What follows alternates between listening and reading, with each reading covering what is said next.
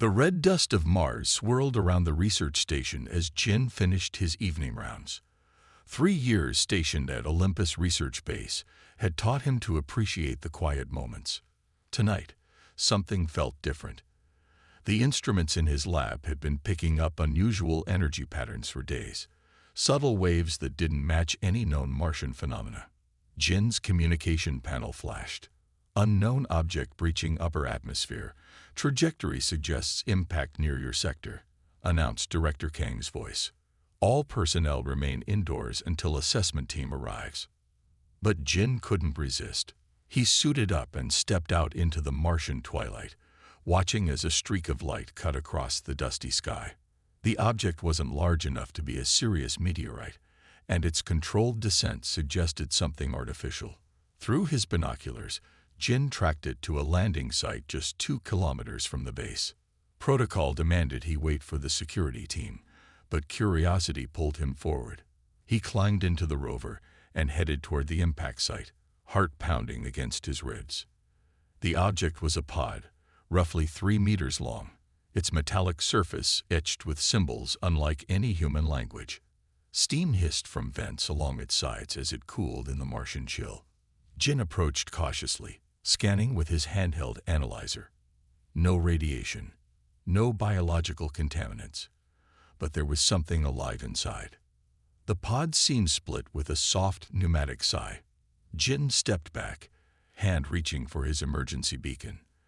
The lid lifted, revealing a humanoid figure curled inside. Its skin had a faint bluish tint that seemed to pulse with subtle light beneath the surface. "Hello," Jin whispered, though his voice only carried through his own helmet. The figure didn't respond. Its chest moved in slow, labored breaths, making a decision that would change everything. Jin carefully lifted the figure, surprisingly light despite being roughly his size, and carried it to his rover. Back at his lab, Jin secured the door and placed the alien on his examination table. Removing his helmet, he took a proper look at his discovery. The alien appeared female, with delicate features and silvery hair that seemed to float slightly despite Mars' gravity. Her skin continued its faint pulsing glow, but the rhythm seemed irregular. Jin ran his medical scanner over her body. The readouts confused him. Her cellular structure was unlike anything in Earth's biological records. Most concerning, the cells appeared to be degrading, especially in her nervous system. The alien's eyes suddenly opened, iridescent purple with no visible pupils. She gasped, her body arching in pain. "I'm trying to help," Jin said, knowing she couldn't understand. To his shock, she responded in halting English. "Frequency. Need. Frequency." "What frequency? What do you need?" Jin asked. "Life. Resonance," she managed before convulsing. The glow beneath her skin dimmed alarmingly. Jin's instruments showed her cellular degradation accelerating. Acting on instinct, he adjusted his sound equipment to emit various frequencies, watching his scanner for any reaction. When he hit 172.5 Hz, the alien's body responded. The cellular breakdown slowed. Jin quickly programmed a continuous emission at that frequency, adding harmonics until he found a combination that stabilized her condition. Hours later, as Jin monitored her vital signs, the alien regained consciousness. Her eyes focused on him with newfound clarity. "Thank you," she said, her voice melodic despite her weakness. "I am Era." "Jin," he replied simply. "You're on Mars. Human colony." "I know." She struggled to sit up. "My people need help." Jin handed her water, which she examined before sipping cautiously. "What happened to you? Why are you degrading at the cellular level?" "My species requires harmonic resonance to maintain cellular cohesion," Era explained. "Without it, we dissolve. Our main resonance chamber was damaged." "There are more of you." Era nodded weakly. "Hidden. Refugees. I volunteered to find help." Her expression grew desperate. "Others will die without proper frequencies. The portable generator I brought was damaged in landing." Jin looked at his makeshift frequency emitter. It was keeping Era alive, but barely. This is temporary. I don't fully understand the science behind what your body needs. I can help you understand, Era said, determination in her voice. But we must hurry. The others. Her voice trailed off as exhaustion overtook her. As Era slept, Jin sent a carefully worded message to his supervisor, reporting an unusual discovery requiring xenobiological expertise. He omitted mentioning an actual alien. He needed time to understand the situation before Earth authorities took over. Jin looked at the sleeping alien and the fragile frequency generator keeping her alive. Something told him this was just the beginning of a much larger story. 3 days passed since Jin found Era. Her strength improved with each day under the influence of his makeshift resonance generator. The lab, once sterile and lonely, now buzzed with a strange energy as Jin worked tirelessly to understand the alien biology before him. Your frequency generator is keeping me alive, Era said, watching Jin adjust the settings. But it's not enough for long-term survival. Jin nodded. I'm still trying to understand how your cells use these sound waves. Era stood up and walked to the window, staring at the red Martian landscape. My people have been hiding in your solar system for almost a year. We fled when our home world was invaded. Hiding where? Jin asked, looking up from his work. In the asteroid belt, Era replied. Our ship can bend light around itself. Your planet's sensors cannot detect us. Jin set down his tools. Why didn't you ask Earth for help? Era turned to him, her iridescent eyes reflecting uncertainty. The last time my people sought refuge from another species, they tried to study us like specimens. Many died. She paused. We needed to be sure humans were different. So you were sent to test us, Jin said, understanding dawning on him. I volunteered, Era corrected. Our ship's main resonance chamber was damaged during our escape. The temporary systems are failing. Without help, all 200 of my people will die within weeks. Jin realized the enormity of what she was asking. Earth authorities will want to know everything about your people. They might not let you stay hidden. We have technology to share, Era said. Knowledge that could help humans. But first, we need trust. That evening, alarms blared throughout the research station. Director Kang's voice came over the intercom. All personnel report to the main hall. Earth security forces have arrived for inspection. Jin looked at Era with panic. They must have detected your pod. You need to hide. Era touched Jin's arm. They will search everywhere. There is another way. She reached into her pocket and withdrew a small device. This can create a short-range resonance field.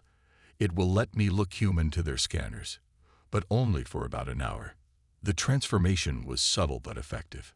Era's blue-tinged skin became a more human tone, and her silvery hair darkened to black.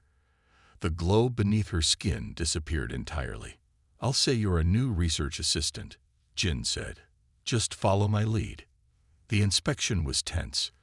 Commander Lee, a stern woman with sharp eyes, questioned Jin extensively about his research.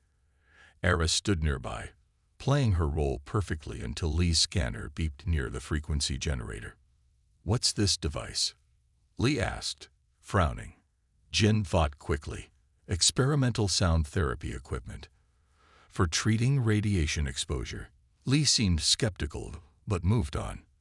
As the security team left Jin's lab, Era's human appearance began to flicker. They barely made it through the inspection. Later that night, Jin and Era sat in his quarters, door locked. We need to contact your people, Jin said. I can help build a better resonance chamber, but I'll need equipment and information. Era removed a star chart from her clothing. Our ship is here, she said, pointing to a spot in the asteroid belt. We have a small shuttle hidden on Phobos. It's how I plan to return. Phobos is monitored, Jin warned. We'll need clearance to go there. Or we go without permission, Era suggested. Jin weighed his options. Helping aliens without authorization could end his career or worse, but letting 200 people die when he could help was unthinkable. "I need to tell someone I trust," Jin finally said. "My friend Mina works in communications. She can help us get to Phobos without being detected." The next day, Jin introduced Mina to Era. After initial shock, Mina's scientific curiosity won out. An entire civilization that requires sound waves to live. Mina marveled. "The physics must be fascinating." "Will you help us?" Jin asked. Mina nodded. "I can loop the security feeds during the maintenance window tonight. You'll have 40 minutes to take a rover to the shuttle launch pad." As darkness fell on Mars, Jin and Era prepared to leave. Jin packed what equipment he could, along with his research notes. "If we succeed," Era said, looking at the stars visible through Jin's window, "you'll be the first human to make contact with my colony." Day shook his head. "Impossible. We cannot risk exposure." Jin stood firm. "Without proper equipment and expertise, all of you will die. I have friends I trust. A sound engineer named Mina, and a physicist, Ta. With them, we might have a chance." Their argument was interrupted by an alarm. A young Lyra rushed in. Earth ships approaching. Military vessels. On a screen, Jin saw 3 Earth command cruisers moving through the asteroid belt, following their trail. "They tracked us," Jin realized. "We have minutes, maybe less." Day's face hardened. "We should flee deeper into the belt." "The ship can't take it," Era countered. "Too many systems are failing." Jin made a decision. "Let me talk to them. Convince them to help." "Why would they help aliens?" Dai asked. "Because helping others is part of being human," Jin replied. "At least, it's supposed to be." As the Earth ships drew closer, Jin prepared to make the most important diplomatic speech of his life, one that would determine the fate of an entire species and potentially change human history forever. The Earth ships surrounded the Lyra vessel, their weapons systems powered but not yet targeting. Jin stood on the bridge of the alien craft with Era and Dai, watching the incoming transmission request flash on their display. "Let me speak to them alone first," Jin said. "Too many alien faces might escalate the situation." Dai nodded reluctantly as Jin accepted the call. Commander Lee's stern face appeared on screen. "Dr. Park, you've violated multiple regulations and potentially endangered Earth-Mars relations," she said. "Explain yourself." Jin took a deep breath. "Commander, I've discovered a refugee species in critical condition. They pose no threat to us. They're dying and need our help." Lee's expression remained cold. "You expect me to believe you abandoned your post for a humanitarian mission? My scans show a heavily armed vessel." "Those are defensive systems only," Jin explained. "This is a colony ship with 200 civilians. Nearly half are already in stasis to preserve their lives." After a tense silence, Lee said, "I'll board with a small team to verify your claims. Any hostile action will result in immediate response." An hour later, Commander Lee stood in the resonance chamber, her initial skepticism giving way to scientific curiosity as Jin explained the Lyra's biological requirements. "Their cellular structure requires specific harmonic frequencies to maintain cohesion," Jin said. "Without it, they literally fall apart at the molecular level." Mina and Tai, who had been aboard one of the Earth vessels, examined the crystal structure with fascination. "The mathematics behind this is revolutionary," Ta said, his eyes wide. "These patterns could revolutionize our understanding of quantum physics." Mina pressed her ear against one of the intact crystals. "The harmonics are complex beyond anything we've developed. It's like music made physical." Commander Lee watched the dying aliens around them. "What exactly do you need from Earth Command?" "Permission to save them," Jin said simply. "We need equipment, specialists, and time." Lee's communication device beeped. She stepped away to answer it, returning with a hardened expression. "Request denied. I've been ordered to escort you back to Mars and quarantine this vessel until further notice. That's a death sentence, Era cried out. These orders come directly from Earth Central, Lee explained. They're concerned about alien technology in our solar system. They want a full scientific and military assessment before any assistance is offered. Assessment takes time, Jin argued. Time they don't have. Look around you. Around them, more Lyra were being moved into stasis pods as their cellular degradation accelerated. The ship's lights flickered as power was diverted to maintain the failing resonance field. Tai approached Commander Lee. The scientific value alone justifies immediate action. This resonance technology could solve Earth's energy crisis. Lee seemed to waver. I have my orders. Mina, who had been quiet, suddenly spoke up. What if we don't need Earth's permission? All eyes turned to her. The crystals respond to specific frequencies, right? We have sound equipment on our ships. What if we create a temporary external resonance field? That would buy us a few days at most, Jin said. Enough time for me to go back and rally support, Mina suggested. Scientific community, public opinion. Make it impossible for Earth to say no. Lee shook her head. I can't authorize. Then don't, Jin interrupted. Just delay. Report communication difficulties. Give us 48 hours. The commander looked around at the dying aliens, then back at her orders. A conflict played across her face. And if we fail? Jin asked. Era's expression turned solemn. Then my people will fade away, becoming nothing more than stardust. As they slipped out into the Martian night, the weight of 200 alien lives rested on their shoulders. Ahead lay not just a rescue mission, but a historical moment that would forever change the relationship between two species from different worlds. The small shuttle glided silently through space, leaving Mars and its moons behind. Jin gripped his seat as Era piloted with practiced ease, her hands dancing across controls that seemed more alive than mechanical. How much longer? Jin asked, checking the portable resonance generator. Its power was dropping faster than he'd calculated. 3 hours, Era replied. The asteroid belt is crowded. We must move carefully. Jin looked out at the vastness of space. Somewhere ahead, hiding among countless rocks, was an entire alien colony facing extinction.